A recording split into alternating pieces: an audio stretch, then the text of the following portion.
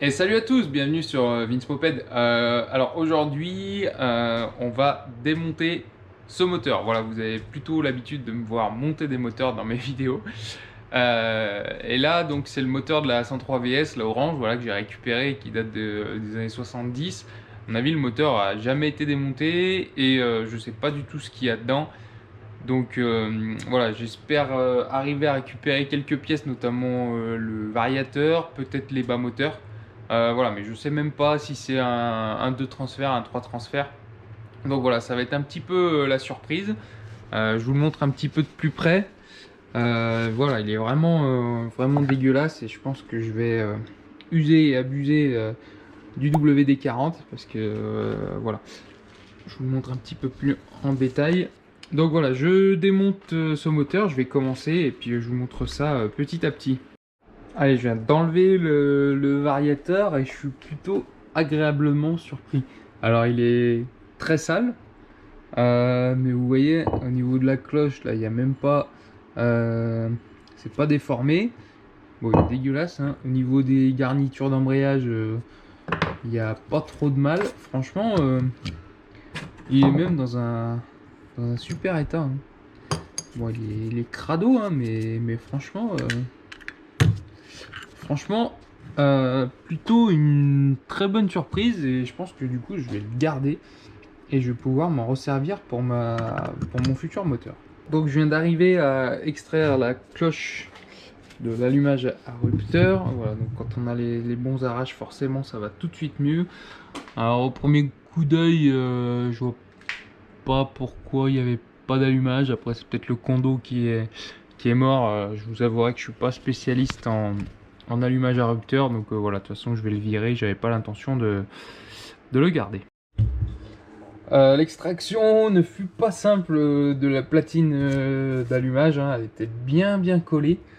Voilà, de toute façon, ça n'a jamais été démonté. Donc si ça fait 40 ans, bah, c'était bien collé.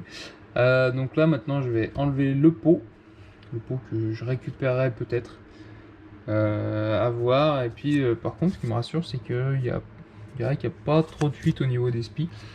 Donc ça, c'est plutôt une bonne chose. Donc là, le pot, une fois que j'aurai enlevé le pot, je vais pouvoir enlever la culasse et puis le cylindre pour voir dans quel état c'est et quel type de bas moteur j'ai et quel type de cylindre c'était monté dessus. Allez, je suis arrivé à démonter le pot patate, voilà, qui est rouillé et pas dans un super état, mais je pense qu'il est rattrapable avec un bon coup de peinture thermique. Voilà, à l'aide de cette grosse clé à molette, hein, parce que c'était bien serré et bien crado. Donc voilà. Dans l'ensemble, je galère pas trop. Oups, alors. Bon, c'est pas comme si c'était un bidalo tout neuf, hein. Dans l'ensemble, je galère pas trop. C'est voilà, on sent qu'il y a le poids des années et de la rouille, mais bon, ça se fait bien, hein, ça se démonte assez bien. Donc là, bah, je vais enfin pouvoir démonter la culasse. À mon avis, les goujons vont venir avec. Et puis découvrir ce qui se cache sous ce cylindre. Donc j'ai réussi à enlever les 4 écrous de la culasse. À ma grande surprise, les goujons sont pas venus avec. Voilà, c'est ce qui arrive souvent, hein, sur les vieux moteurs. Et donc je vais pouvoir déculasser, voilà, en direct avec vous. Je sais pas du tout ce que je vais trouver. Déjà, il y a une rondelle qui est tombée. Avec les rondelles, j'aurais pu les sortir avant. Bref. Hop, alors. Bah déjà, il n'y avait pas de souci au niveau du joint de culasse. Les moteurs a l'air super propre, hein. Donc je pense que c'est un 2 transfert. Je vois pas de lumière à l'arrière. Je pense que c'est un 2 transfert. Mais bon, bah comme les moteurs d'origine, et voilà, si c'était une personne âgée qui roulait avec, voilà, bah ça prend pas beaucoup de tours et il y a peu de chances que ça s'use. Donc voilà, bah encore une très bonne surprise, hein, il est nickel.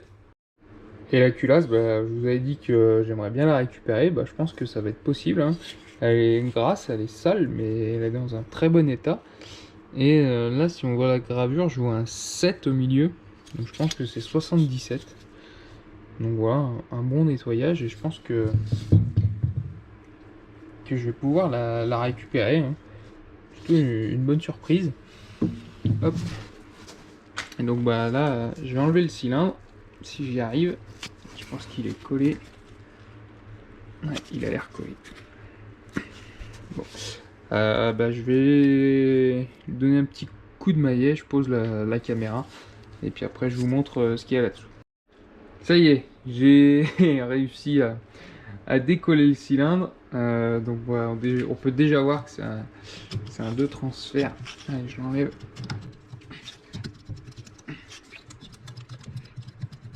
C'est pas évident. J'aurais pu prendre j'ai un truc pour fixer la GoPro en plus sur le torse, mais non, bien sûr. Allez, on va la voir.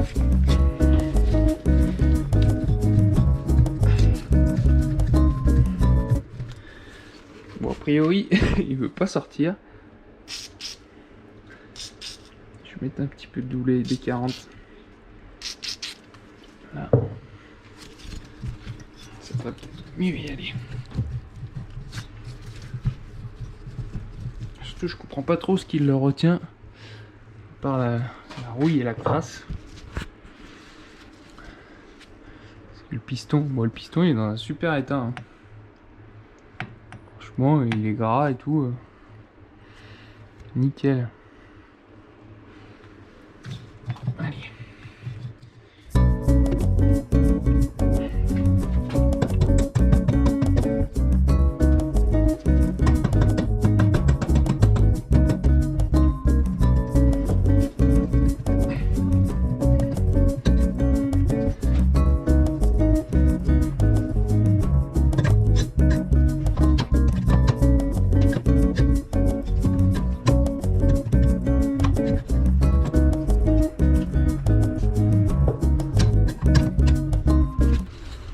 Là, voilà, avec un petit peu de dissuasion, on y est arrivé. Et bah écoutez, c'est super propre tout ça. Donc 2 transferts, à l'intérieur il est nickel. Il y a même le joint de culasse qui est presque récupérable. À l'intérieur, bah franchement, rien à dire. Le vilo, si c'est sur une petite config, je vais peut-être même le récupérer. Vu que ma config va pas être très poussée. Bon bah plutôt super satisfait de ce démontage. Je vais peut-être enlever le piston et puis défaire la pipe d'admission et puis après on s'arrêtera là. Je vais pas ouvrir les carters aujourd'hui. Donc voilà, le piston franchement il est top, hein, il est pas usé, il est pas abîmé. Donc voilà, je range tout ça dans mon petit carton. Je vais mettre le cylindre avec.